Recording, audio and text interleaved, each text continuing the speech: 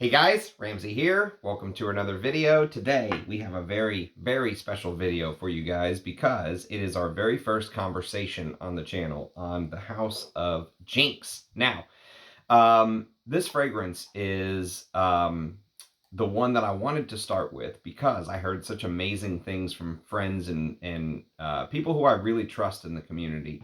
And, you know, right now it's very hard for me to focus on more than one thing. Okay, so my attention is pulled in about 8,000 different directions, right? And when something moves me, even if it's on the very first wear, I want to give you guys what's going through my head. So I just wanted to do an early impression video, and I want to repeat, this is actually it's like a first impression. Consider this like a first impression. I call these early impressions.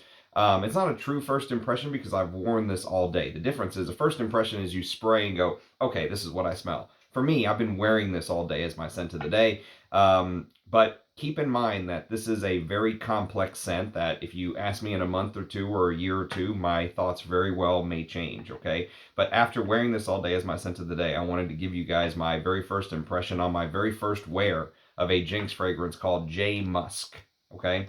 Now, here, I'll show you the little picture up closer that comes with it. You can see the woman in the fur coat, the flowers in the background, and it looks like just rolling fur. Like look how big her fur coat is. Like it just goes on and on and on like a cloud. There's the note listing, and so we'll talk about some of this stuff here as the review goes on. But I'm gonna do a fresh spray since people have asked me to try and spray on the video. Actually, let me take my watch off before I do this. Hang on. Let's take the old watch off first. Okay. So here, let me show you guys the atomizer and stuff. So so here you go. Look at that. So a hell of an atomizer. I mean, you can see the juice right there on my hand. So I will say this, and again I have to reiterate it because I feel like it's going to come up later on. This is just an early impression video, okay? These are just my first thoughts after wearing my very first full wear of J-Musk today. Now, maybe I'll come back and do a full review at some point in the future, but this moved me enough today that I wanted to kind of discuss this with you guys while it's still top of mind, okay? It's funny because when I first started reviewing, I actually thought I would never call anything a review. I would call it more like a fragrance musing or something because that's what it feels like. It feels like just like when I say if you go smell Antaeus from 1981, you're smelling a snapshot in time. You're smelling a fragrance that was created in 1981, and you're smelling the snapshot of 1981. When you watch a fragrance review from a year ago, 2 years ago, 5 years ago, those reviews are a snapshot of what a person thought that exact point in time. Their minds very well may change, so keep that in mind. You know, your thoughts can change day to day, forget week to week or month to month, okay? But just some brief facts about J-Musk as I know them, okay? So I know this to be true for a couple things that kind of came to my attention today. Some of them just fell into my lap. Some of them I really had to dig for, okay? So the first thing is that there are 3 versions of J-Musk, right? And I think it's fair to say that Arthur, who is the brand owner and perfumer from my understanding, Arthur basically uses the Russian Atom sort of model. All right, if you guys know Russian Atom and his Arige Ladore house, you'll know exactly what I'm talking about in that he creates like a version 1, version 2, a version 3. Very similar to how Russian Atom may do like a version 1 of Ottoman Empire, version 2 of Ottoman Empire, version 3 of Ottoman Empire. And there are people who claim that they smell different for different reasons. And usually when you're working with natural materials, this is one of the reasons why the big fragrance houses like Dior, Guerlain, all that stuff, they love synthetics because they can make a fragrance today that smells exactly the same as the fragrance tomorrow, that smells exactly the same as the fragrance 10 years from now. Synthetics are stable, right? Naturals can vary, especially when you have to buy one batch of oud, use it in your fragrance, buy another batch of oud, even if you buy the same oud, you know, or what you think is the same oud, it can be different. It can be different parts of the tree. It may not be the same. Same for ambergris. There's so many different issues with using naturals where things change. So to get around that, these artisanal houses basically use versions, right? And so there's been 3 versions of J-Musk from my understanding. And I talked to Arthur a little bit today, And sometimes he said that there are different florals that are used. Sometimes there are different ouds. Sometimes, for example, Arthur told me that version 2 had more of the vintage Kashmiri deer musk, substantially more used in version 2. And on top of it, there was a whole castor sac that it all rested on to make it more powerful, the castoreum more powerful. So even though I haven't smelled version 1 or 2, from what I hear, version 1 and version 3, I have version 3, okay? So version 1 and version 3 are the closest, whereas version 2 of J-Musk is a little bit of the outlier. It's the one that's more animalic, more musky, a little dirtier for multiple reasons from what I understand.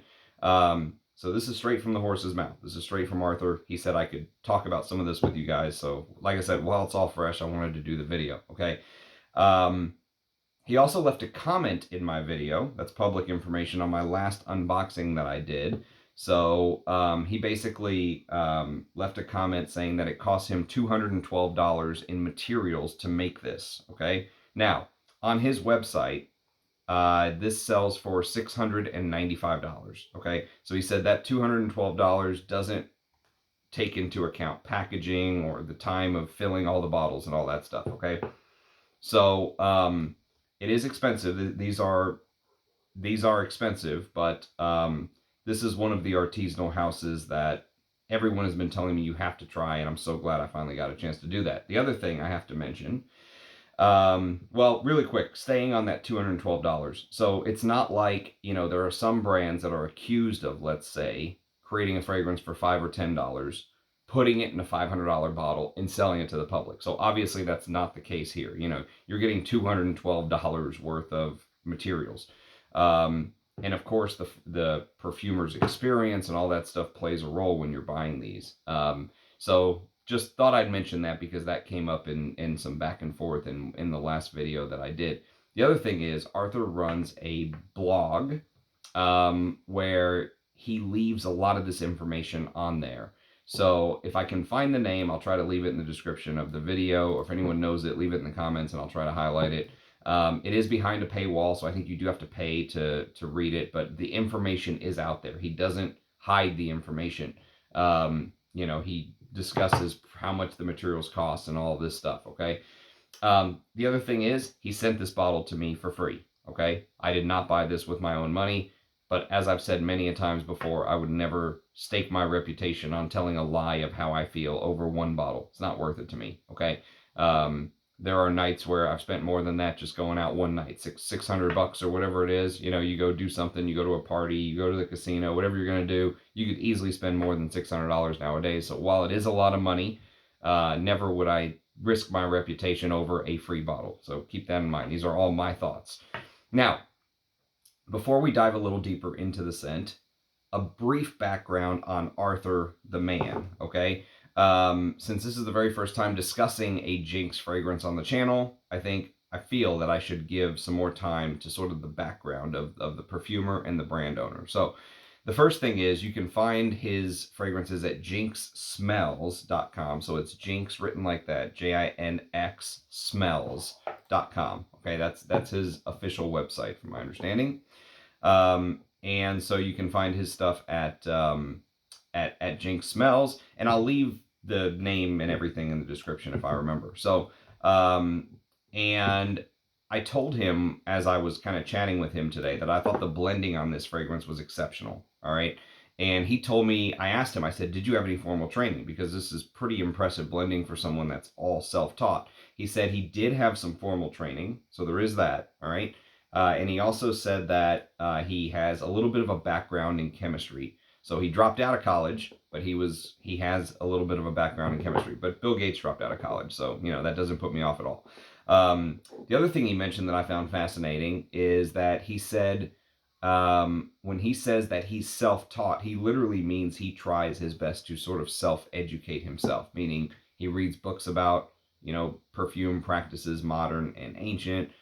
He mentioned William Poucher, I think it's called, and Tony Curtis, a couple big-time authors who have written books on perfumery. Instead of just kind of using the trial and error, kind of throw spaghetti at the wall and see what sticks attitude of some of the houses nowadays, he says that you know, he tries to build his compositions um, using what he's learned from actually trying to teach himself. Okay, so and he also said that he does not build his compositions from the base up. So that is like the common way of building a fragrance nowadays, from the base up. Instead, he told me it's very important to kind of build your own massive accord library before you even start making the perfume.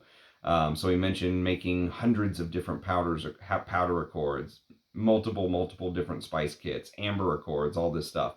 And you know, he mentions his fragrances being created by accords, not just focusing on the amazing materials, which we're going to talk about some of the amazing materials in here. But it sounds like he's basically saying you need more than just amazing materials to make a good perfume. Okay, and that seems to be sort of his motto from chatting with him tonight, that you kind of have to have both. And he does seem like a very hardworking guy who takes a lot of passion in what he does, and I really like that about him. So, first thing first, let's read the notes and a little bit of the blurb, and then we'll go into this. So, top, you have pineapple, citrus melange, and rosewood. Heart is vintage rue gulab, rue motia, rue mogra, violet from the Oman treasury, Heliocresum, Jasmine Sambac, Orris Blue Lotus, and Palo Santo. Base of golden ambergris, vintage Kashmiri deer musk from the Oman treasury, Castoreum muskrat, and Meghalaya oud, which we'll talk about that as well. So here's the little blurb.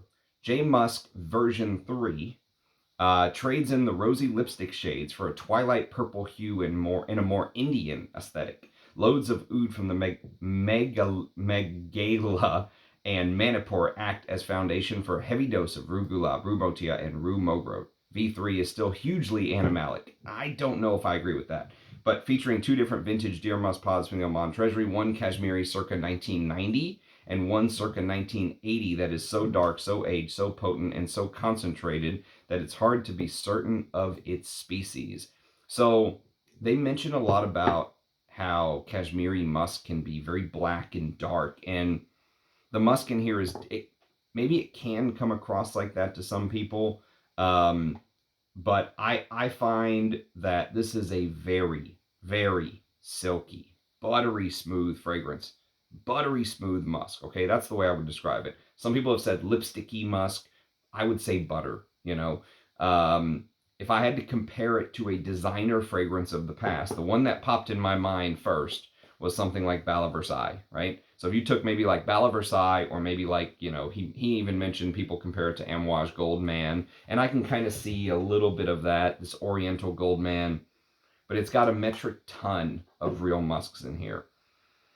And it gives it that vintage tinge, that sexual body, you know, feeling of one body pressed against another. You know, you've just got done making love to your person, and your body is all heated up with sweat, and it's hot, and you're just staring at the ceiling. You know, the musk in here definitely has that. And while I think there is a little bit of the darkness, there's also light. I think the musk kind of adds to the contrast in here, if you ask my 2 cents. But it's not just any musk. It's vintage Kashmiri deer musk from Sultan Qaboos's private stash. So from my understanding, Kashmiri musk is totally extinct. Unless you find it in like a private seller's estate like they did when the Sultan of Oman passed away. These amazing, you know, materials that became for sale are kind of one of the reasons that we're lucky enough to get to experience fragrances like this. Now, anyone who watched Russian Adam talk about his musk collection, so it's these right here, stuff like Quertus and also Royal Barn, okay? So if you heard Russian Adam discuss his musk collection, and I have those thanks to the generosity of the community, by the way, Adam talked a lot about how when musks are aged, depending on how they are stored, whether they're like just stored in the air normally, whether they're put in like the fridge or something like that, whether they're properly sealed, that it can change how they smell. And sometimes, a lot of times when they're aged, they tend to become much, much smoother, okay? The musk becomes very smooth and sumptuous feeling, all right? And the thing about it that I want to stress, at least to me on first wear, is that this is a very soft scent. So I mentioned that Kashmiri musk can be very black feeling, dark black. And yes, there is a little bit of that, but the softness really comes through. this soft, musky swirl. It swirls around you. You know, that's how this fragrance wears. It swirls around you. And the musk has what I would describe as like this custard feel to it. Okay. So if you just wanted to take like my snapshot of J-Musk version 3 in one little sound bite, it would be the musk swirling with this sort of custard feel. That would be my snapshot upon first wear. That custard like feel. Just imagine like the spoon going into the custard. It's so soft, you know. That's the way that the musk feels in here, and that does sound at odds with deep, dark, black musk. You know, to me, those are like two different images, and this sumptuous smoothness really stands out. And I told Arthur, if it was a bespoke fragrance for me, I would have told him to turn up the damn castoreum and the ouds and all that stuff, you know. Maybe even turn up the muskrat, screw it, you know. But I think for someone who wants to study musk, someone who wants to undertake like a real proper study of musk, this is like a reference musk fragrance. I mean, instantly from one wear, I could tell it's a reference musk fragrance. Especially for vintage musks like this cashmere musk, which are extinct from my understanding. But I have to warn you, and I think Arthur mentioned this while chatting today with me, but even if deer musk is turned up a massive quantities, even if he just put an absolute boatload of musks in here, which he did, from my understanding, but it's not going to make the fragrance as musky as people think. Just go back and look at the musk collection from Russian Adam. There were a lot of people that gave Russian Adam a hard time for not enough musks in some of this musk collection. And they're there. They're just in the base, you know? So sometimes you have to wait 8, 10, 12 hours in before the hardcore musks really start to come out, because sometimes they're very long fragrances. Just look how oily that is. I sprayed that, what, 15 minutes ago? Look at that. Look how oily it is. Oh, it's beautiful. And so I will tell you, if you are just focusing on the musk, I'm not saying the rest of the composition, but if you are just focusing on the musk in J-Musk, to me, is going to be more prominent and more in your face than some of the stuff you're going to smell in Russian Adam's like musk collection, for example, right? You're going to smell the musk right from the very beginning almost, and that musk ambergris combination stays, I mean, 8, 10, from my testing, I mean, it's 15 hours later after I applied it, and I can still smell it going strong, okay, the dry down. So, but at times, I will say, I wore this to work today, and at times it did turn very soft, like much softer and gentler than what I would have imagined from just reading the note listing or reading the background, all that stuff, right? Reading the blurb, especially the blurb, where they talk about so aged, so potent, so concentrated. You know, that may be true, but there were times in the day where it felt like it just got really, really quiet on me, you know? And then when I would move around, my body heat would kind of reanimate the fragrance back to life, it would seem. So there is a softness, like a proper representation of what a large dollop of musk and real musk will do in a fragrance, but there's a softness to it. You have to keep in mind the volume feels turned down a little bit in some aspects. Now, many people mention real musk fragrances being perfect on, you know, date nights or something where your significant other is going to be pressed up against you, because you want something that's like an intimate scent that is close. You don't want some big barnyard animalic oud that's going to smoke her out, right? You want something that's going to kind of bring her in. And there's also a connection with the actual deer, because of course, you know, that's what deer, the male deer use to attract the female deer, to attract a mate. So there is a bit of this close up, you know, sexual aspect to the fragrance, but it's very smooth, smooth as silk, okay? Smooth as silk, smooth as butter, whatever you want to call it, smooth as the custard I was trying to describe earlier. This is for the guy or girl who is just like cool as the other side of the pillow, for me. Now, when you first spray, to me anyways, you first spray, and actually I'm still getting it now a little bit in, but there is this like small hint of pineapple and citrus melange that kind of comes through. And I think it's just there to sort of give your nose a little twirl, you know, a little something to introduce you to before the fragrance really comes roaring at you post haste. All right. Now, almost within no time, the soul of the fragrance really comes forward, but it seems to be shrouded a little bit at first with the citruses, the pineapple, a little bit of the rosewood, the musk, or maybe it's the castoreum, or maybe it's even this vintage, like French style floral accord that he used in here. But there is a slight animalic tinge that comes through. Florals can be used as animalics. You know, that's something I've discussed many a times on the channel, but a big floral heart done properly can give off a big animalic. I love those type of fragrances, those animalic florals. But the word to emphasize for me here is slight. It's a very slight animalic accord. So if you're checking out Jinx because you think, oh, it's going to be another Arise La Dorée where there's big hardcore animalic notes, heavy castoreums, and maybe he has some fragrances like that. He told me about a couple that I want to check out where he rained really hardcore ouds or animalic fragrances, but from talking to some fans of Jinx, I have been told most of his fragrances kind of wear like this, you know, that he doesn't usually go for the big hardcore slap you in the face castoreum kind of thing, right? The big animalic notes are usually not used in abundance. They're used as part of the blend. And instantly, one thing that I notice about him is he's big on the blend. He's big on the whole composition, you know? And I think that's probably one of the reasons why he's getting so much credit, so much acclaim right now.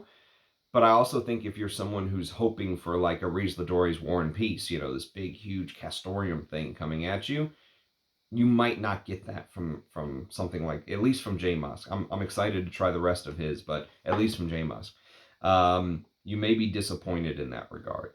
So there is much more, to me, like this French style blending. A lot of emphasis on the blending, along with that slight dirtiness, almost like a human that hasn't washed for a couple days. That's a good analogy. Like imagine, you know, a human that's been moving out and about, maybe, you know, outside running or whatever, and they don't take a shower. They go home, they go to sleep, they wake up in the morning, they do it again. It's been a couple days like this, you know? And you just get a little bit of that slight dirty sour, you know, like sour funk. And there's a little bit of that here with the musk, but it's engulfed with this Middle Eastern style flower accord. So you have Jasmine Sambac for freshness and Blue Lotus, which is supposed to have this waxy lilac, almost like almondy sweetness thing. And the one that hit me the hardest today while I was wearing it to work is this orris note, which Arthur told me is a natural orris butter, which is blended with things like benzoin and sandalwood, and it just gives off this ever so smooth feeling. I described it as smelling like the top of like a baby's head, you know, a brand new baby's head. Ever, you know, been around a baby that was like a week or two just recently born? There is something in nature I read that because the mother breastfeeds, the baby's head is right beneath the mother's nose, that the smell of the baby's head will actually calm the mother down. And there's been lots of comparisons over time to high quality orris having a similarity to this, you know, fresh, you know, skin accord, right?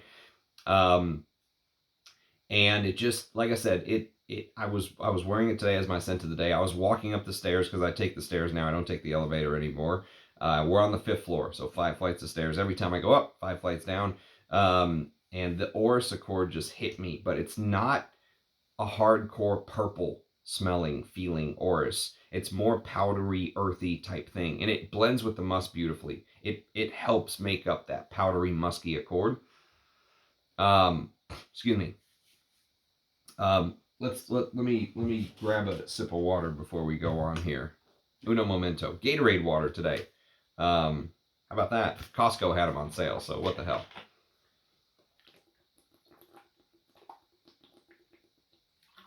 Okay.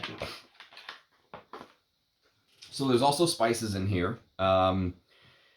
If I didn't know better, and I would have guessed, I probably would have guessed cumin and pepper would be my guess.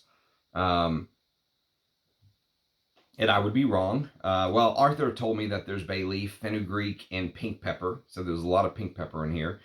Either way, this very dry spice blend comes to mix with the chocolatey musk. chocolatey, powdery aspects of the musk. And, you know, to be honest, I don't get a huge chocolatey vibe, but sometimes when I smell it, I'm reminded of like this chocolatey thing. It just sort of hits me from time to time. The musk in, I don't know, something like Bortnikov's, you know, musk that I reviewed on the channel. Muscovy, much more chocolatey than J-Musk in my opinion. The woods come through, but only occasionally. So you get a little bit of the rosewood, that rosy wood, literally, and Palo Santo, a little bit of the milky Palo Santo. But most of the time, they kind of stay subordinated, I think, to the rest of the scent, I would say. Now, onto the base. Now, the base is where all the materials, where the hardcore material hunters will focus on. So this is where you have the golden ambergris, the vintage musks, which he actually claims two sources. I think I mentioned 1990 circa Kashmiri musk, and then one from 1980 that they don't 100% know what species it even is, which is interesting. So two sources of the musk. There's muskrat, which actually I reviewed a Suga fragrance, which unfortunately I think that house has been, I think James Berry stopped making any fragrances and is trying to sell the brand. But he created a fragrance called Fiona, which I really, really enjoyed Fiona. And that had muskrat in it. But other than Fiona, there's very few fragrances I have experience with muskrat in it. So I can't say I really know exactly what muskrat smells like.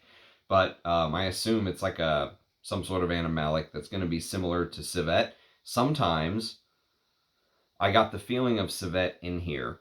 Occasionally you'll get just a little bit of that pissiness. And I'm guessing that's the muskrat, but honestly I have no idea. And then you have the ouds in the base. Now, the ambergris here doesn't give off the sparkle like it does with some of the Ensar fragrances. If you've watched some of my Ensar reviews, you know, I've insisted that there's like this Ensar sparkle because of the ambergris that he's using. I don't know if that's true or not, but that's just kind of something that has come to me. Here, the ambergris acts more like a podium where everything else kind of sits on, and it's kind of holding everything up, if you will, for everything to stand on. I don't know if I would even be able to guess that there is ambergris in here if it wasn't listed. Interesting, he calls it golden ambergris, though.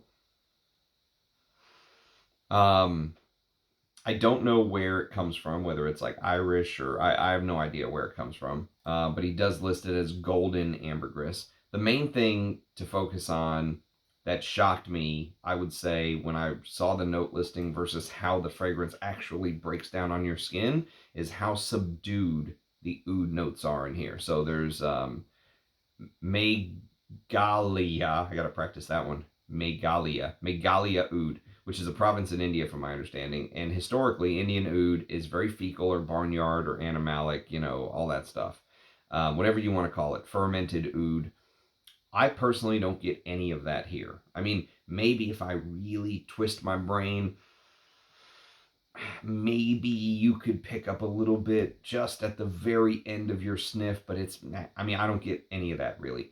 The ouds here, according to Arthur, are much more notes of like toasted oak, tobacco notes, which I could totally see that, and a dry leather accord, which is very similar to some of the Ensar ouds. He mentioned a pure Ensar oud oil I've never smelled before. I was thinking maybe some of the Ensars I reviewed on the channel, like EO number one of my favorite Ensars, beautiful leather type accord in EO1. And that EO1 or EO1 Assam are the two that I've smelled. You know, I could totally see some of the ouds adding to that leather accord with the castoreum. And there's a little bit of the way that the ouds are used there in here as well. But it's, I think, the musks that most people will obviously focus on. And the musk here is just like this ball. I mean, it's just like this ball that's like wound so tight, it's impossible to see how you could even begin to start pulling apart this ball of yarn or whatever it is. And like I said, even though they mentioned Kashmiri musk being very black and dense and aged, there's something about this that feels white. They say it's twilight purple, interestingly enough, but I just imagine the musk, like the sun and everything else revolving around it. And you get the musk right from the beginning here. Even though it's aged, that kind of sour, powdery, slightly chocolatey musk, not as animalic though. That is the thing, you know. If it was a bespoke fragrance for me, I want you to shoot the deer, put it in my plate. Don't let it touch the grill, you know? Give me my bloody musk pod. I want blood. I want piss. I want all that. And you don't really get as much here, but I think it has to do with the aging aspect. And to be quite honest, I thought I pulled out. Yes, I did. So I actually have, thanks to one of our perfume god people, I actually have some actual musk grains here. So here's Siberian musk, here is Mongolian musk, and you know, you can compare Mongolian, Siberian, Kashmiri. Kashmiri musk is probably one of the more rare types of musks. So for someone who really wants to study it, this is just a godsend of a fragrance, I think. I can easily see the quality. I can easily see the blending and the perfumer's skill. I can easily see now why the house is so hyped in Fragcom. As I said, for me, I would probably say this is maybe like a top 7 musk fragrance for me. I couldn't put it up there with my beloved Siberian musk or Inverno Russo, you know, or that kind of thing. Because I like my musks more dirty. I want them to be rougher. I want them to have more growl, you know? I won't say this is subdued in effect, but you know, it just doesn't have the claws out, you know? May still be a big cat, but it doesn't have the claws out, if that makes sense. So there are some musks out there when you smell them and it's like, wow, you're like, I mean, you can see the deer. You can see the environment the deer lives in. You can smell the bark on the tree being rubbed off where the deer rubs. You can smell the hairs on the deer. You don't really get that with this. This is a little bit more smoothed out, and that could be because of the blending, the way he uses the ingredients and all that stuff. Obviously, the buttery aspect of the musk, some people really love. Like, if you like your musks to be the opposite of how I like my musks. So one thing I learned over the years, Russian Adam told me this. He said, sometimes if you tincture the skin of the musk pod, it will become much more leathery and animalic. That's how I like my musks. This is a little bit more on the powdery side of things, a little bit more, you know, not necessarily safe, but it just doesn't have the hardcore oomph that if it was a bespoke fragrance for me, I would request maybe a little bit more of the amped up animalics. Other than that, it's hard to find fault with. There's very little to find fault with in here. I wore it to work. It worked beautifully even in the office. It's probably way too, you know, for the office, this is probably wasting juice, but that's how I wear my fragrances to the office. But I could totally see how this would be a reference fragrance for someone who wants to kind of see a composition where without the musks, this fragrance would not happen. You know, the musks, just look at the fur coat on her, you know, the musks absolutely make it. And so I have to say, bravo, Arthur. Thank you for interacting with me today. I really enjoyed chatting with you and getting to know your work for the very first time, and more Jinx to come. There's still 3 more to kind of go through. There's others to discuss. So it's been a pleasure. If you have experience with J-Musk 1, 2, or 3, I'd love to hear your thoughts. Please leave it in the comments. Thanks to everyone who always watches and comments and likes and subscribes and all that good stuff. As always, I love you guys. Cheers. Catch you next time. Bye-bye.